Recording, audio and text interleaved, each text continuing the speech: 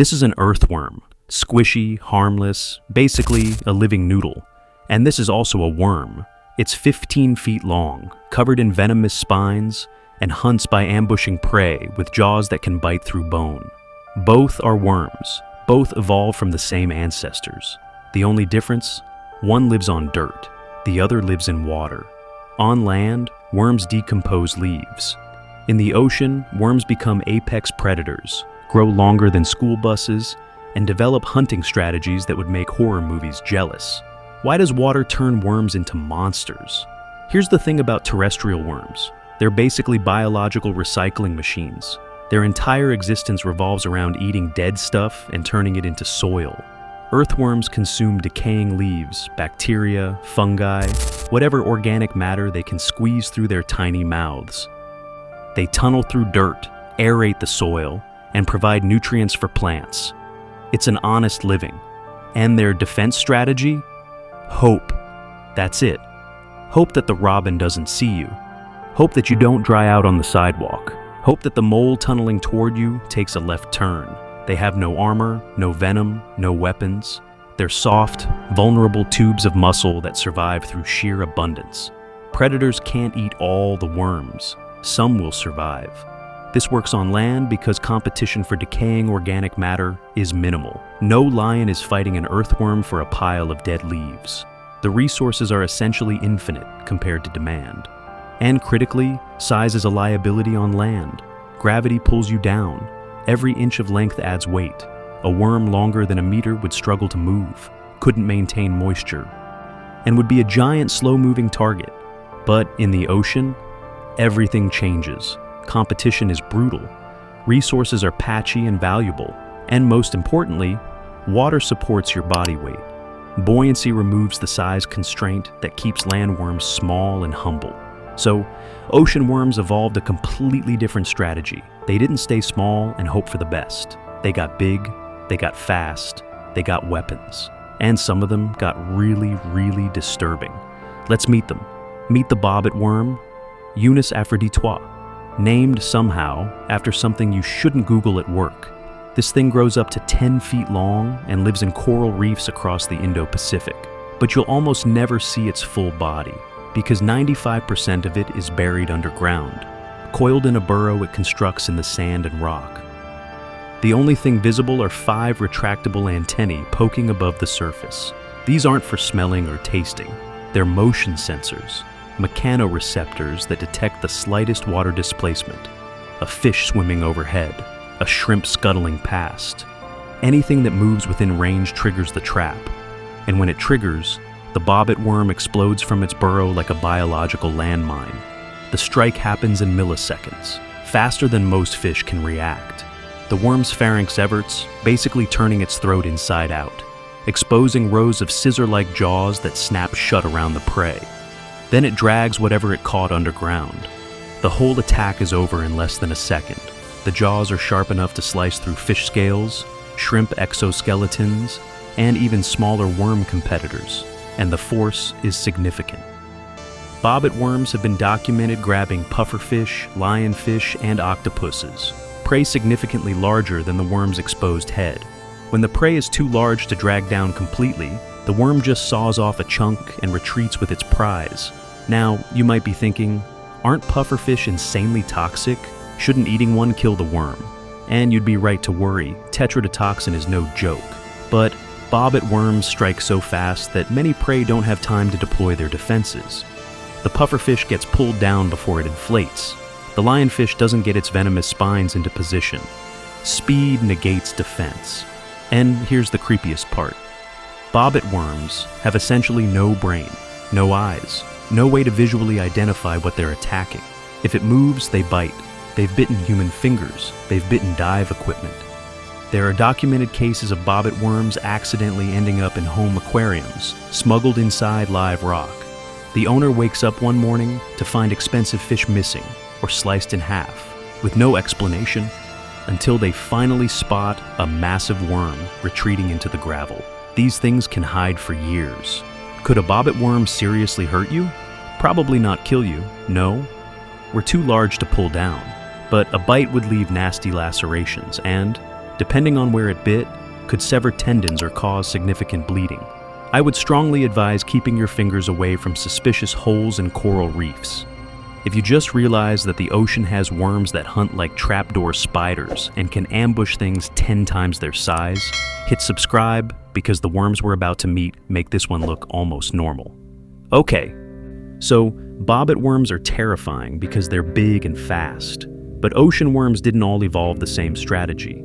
Some went a completely different direction. Instead of getting large and aggressive, they got toxic and obvious. Meet the bearded fireworm, Hermatice carunculata. At first glance, this worm looks almost cute. It's only about 6 inches long, brightly colored in reds, oranges, and whites. And it has these fluffy white bristles running down both sides of its body that make it look like a fuzzy underwater caterpillar. You might feel an urge to touch it. Do not touch the worm. Those white bristles, they're called cheety.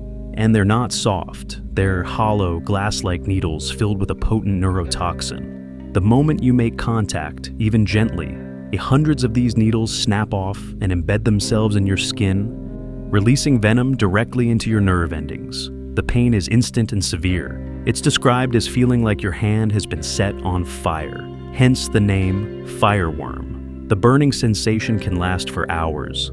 Some people experience nausea, dizziness, and localized paralysis. In rare cases, allergic reactions can cause more serious complications. And the worst part, the embedded bristles are nearly impossible to remove completely. They're tiny, brittle, and break apart when you try to pull them out. Medical treatment often involves adhesive tape to extract the fragments, but even then, some remain lodged in the skin for days. This is a defense mechanism almost never seen in terrestrial worms. Landworms can't afford to be toxic. They're too small, too abundant, and too low on the food chain. The energy cost of producing venom would outweigh the survival benefit. But in the ocean, where predators are everywhere and competition is fierce, toxicity is worth the investment. And here's what's clever. Fireworms display aposematism, warning coloration. Bright reds and whites signal, "I am dangerous, do not eat me," to potential predators. Most fish learn quickly. One bite, one mouthful of venomous needles, and they never try again. The worm doesn't need to be fast or large. It just needs to hurt anything that touches it. And it works.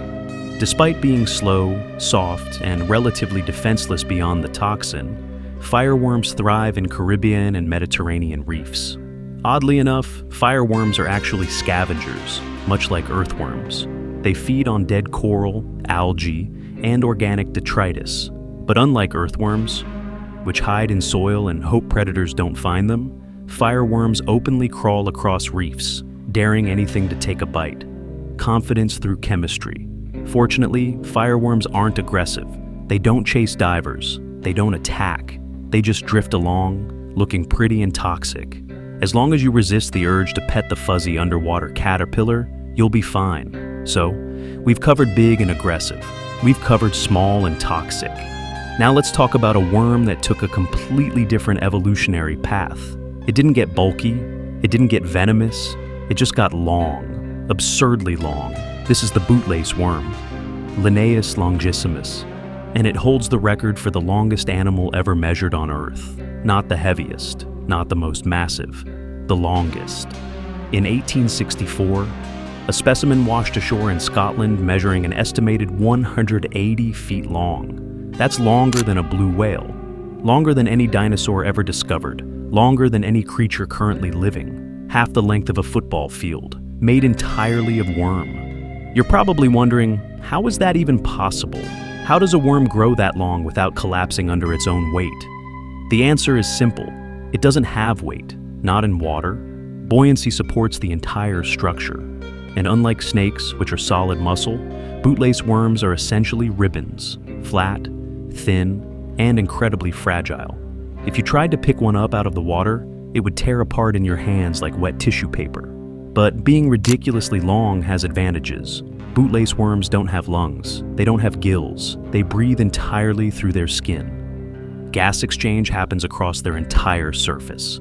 By stretching their body into an impossibly long, thin ribbon, they maximize surface area. More skin touching water means more oxygen absorption. It's the biological equivalent of turning your entire body into one giant lung. And there's a strategic advantage too. If you're 180 feet long, you don't need to go anywhere to hunt. You are everywhere. You can keep your vital organs safely tucked in a crevice while the rest of your body stretches across the seafloor like a biological tripwire. When prey touches any part of your body, you know immediately. How do they hunt? With a proboscis, a muscular, sticky tube that they keep coiled inside their body.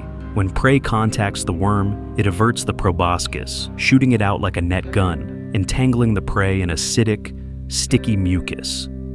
Then it retracts, pulling the prey toward its mouth. It's disturbing to watch. The worm essentially vomits a sentient root system onto its prey. The proboscis is mildly acidic and can cause skin irritation in humans, but it's not dangerous. These worms are more gross than threatening, but here's the thing. Most predators avoid them anyway. Bootlace worms secrete a thick, foul-smelling mucus over their entire body. They taste terrible. They smell worse. Fish quickly learn not to bother. At the 6,000 character mark, if you're realizing that the ocean has worms that are longer than blue whales, hunt by vomiting acid nets, and taste like death, smash that subscribe button, because we're about to meet worms that don't even have mouths. Interestingly, bootlace worms aren't technically true worms. They belong to phylum Nemertea, ribbon worms, which are only distantly related to annelids like earthworms and bobbit worms. But they're called worms because, well, look at them. The body structure converged on a worm-like shape for similar ecological reasons. Long, flexible, soft-bodied. It's an effective design for a certain lifestyle. But here's the weirdest part. Despite being the longest animal on Earth, bootlace worms only weigh a few pounds. The longest specimens are still just 2 to 3 pounds of total mass. Genetically, getting longer is cheap. Just keep replicating body segments. Getting bulkier requires building muscle, organs, structural support. That's expensive, so evolution went with length. And it worked. These worms are successful, widespread, and basically unkillable as long as they stay wet. All right, we've seen predators, we've seen toxic defenders, we've seen absurd length, but now we're going to a place where normal biological rules don't apply. We're going to the deep sea, specifically hydrothermal vents, underwater volcanoes spewing superheated toxic chemicals from cracks in the ocean floor. This is where you'll find the giant tube worm, Riftia pachyptila, and I need to be clear about something right away. This worm has no mouth, no stomach, no digestive system, no anus. It is a closed biological loop. There is no entry point for food and no exit point for waste. And yet, these worms grow up to 8 feet tall and can live for over 250 years. How? They've outsourced eating entirely. Inside their bodies is a specialized organ called a trophosome. It's filled, absolutely packed, with billions of chemosynthetic bacteria. These bacteria do something remarkable. They take hydrogen sulfide, a chemical that is lethally toxic to almost all life, and convert it into sugar. The worm absorbs the sugar and uses it for energy. It's basically farming food inside its own body. The bacteria get a safe home and a steady supply of toxic chemicals. The worm gets all the nutrition it needs without ever eating. And because the worm doesn't waste energy hunting, chewing, or digesting, it grows fast. Tube worms are the fastest growing marine invertebrates known to science. They can shoot up nearly 3 feet in a single year. That's absurdly fast for something with no mouth. Here's the disturbing part. These worms have no brain, not in the way we think of brains. They have a simple nerve cluster that processes basic stimuli. Open plume to absorb chemicals. Close plume if danger detected. That's it. They don't think. They don't sense much. They don't move from their tubes. They can't flee. They can't fight.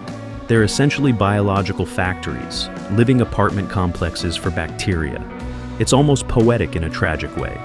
Evolution stripped these creatures down to the absolute minimum. No mouth, no gut, no awareness. They're less conscious than Venus flytraps, and yet they thrive.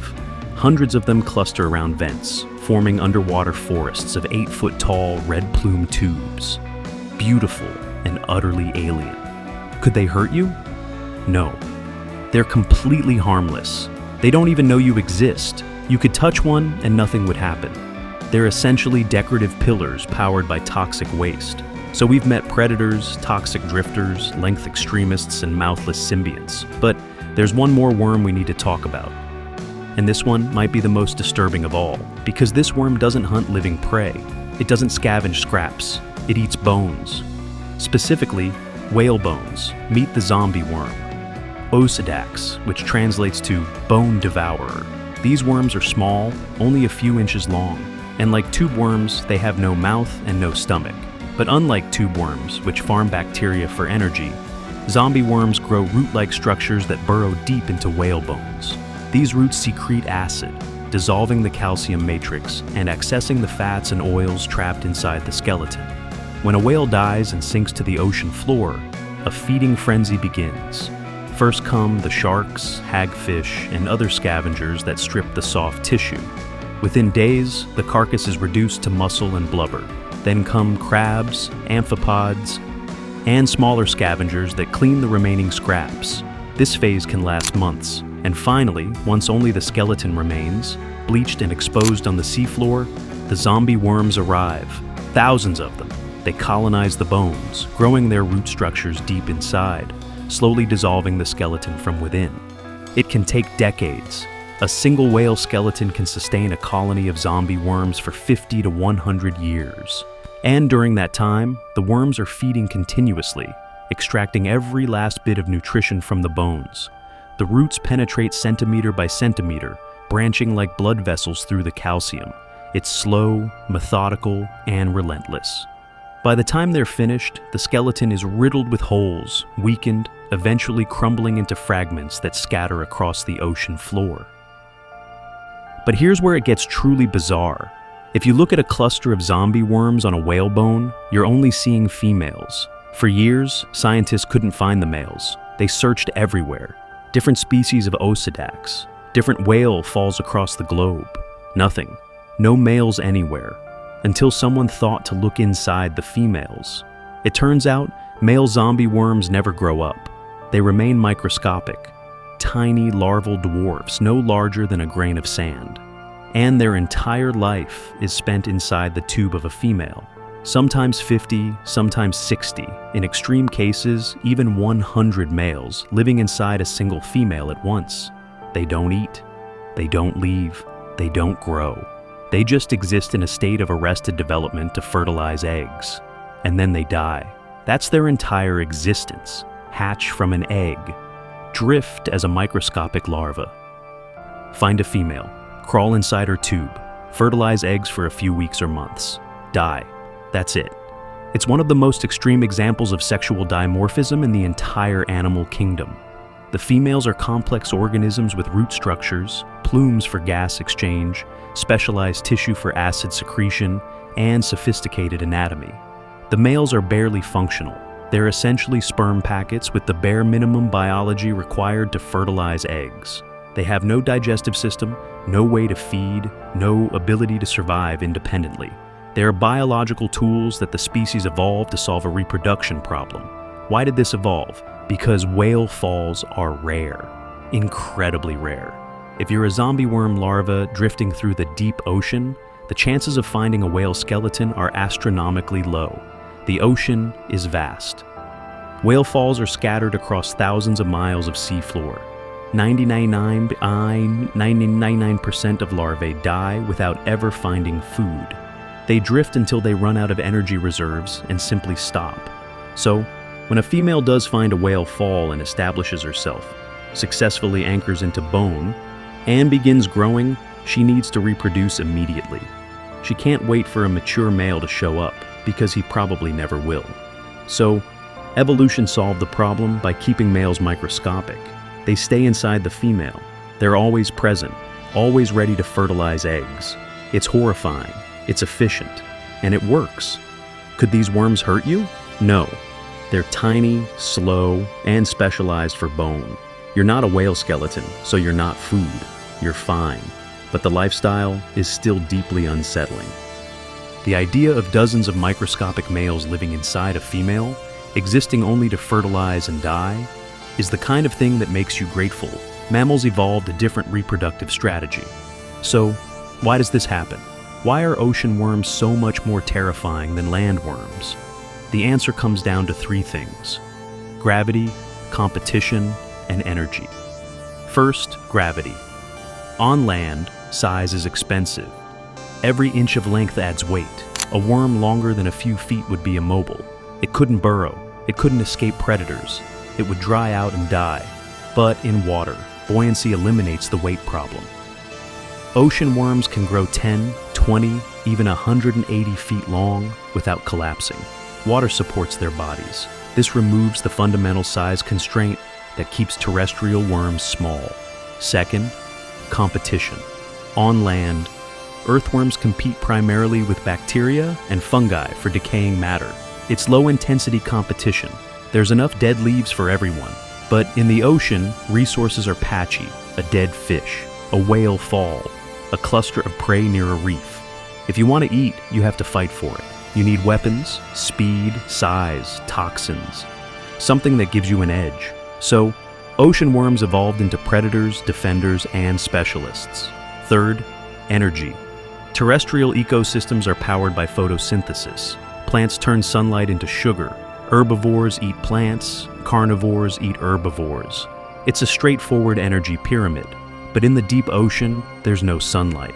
Energy comes from other sources: hydrothermal vents, whale falls, chemosynthesis. These are concentrated, high-value resources. And the worms that can exploit them, like tube worms and zombie worms, evolve extremely specialized adaptations. The ocean didn't turn worms into monsters for fun. It forced them to adapt or die. And the worms that survived became some of the most bizarre, specialized, and disturbing creatures on the planet. So, here's what we've learned. On land, worms are humble decomposers. They eat dead leaves, aerate soil, and get eaten by birds. It's a simple, quiet existence. But in the ocean, worms become predators with biological bear traps, toxic drifters covered in venomous needles, length extremists longer than blue whales, mouthless symbionts powered by bacteria, and bone-dissolving specialists with nightmare reproductive strategies. The difference isn't intelligence or evolution or some inherent superiority. It's environment. Water removes size constraints. Competition forces innovation, and extreme habitats reward extreme adaptations. Earthworms are perfectly adapted for their world. Soft, abundant, efficient recyclers. They don't need to be monsters. But ocean worms live in a brutal, competitive, resource-limited environment. They had to become monsters, or go extinct. And honestly, after learning all this, I'm genuinely grateful we live on land. Because if earthworms had to deal with the pressures of ocean life, your backyard garden would be a horror show. If this journey through the most disturbing worms on Earth changed how you see the difference between land and sea, subscribe and join us as we explore more creatures that prove the ocean is basically an alien planet. We're just visiting, and we should probably stay on shore.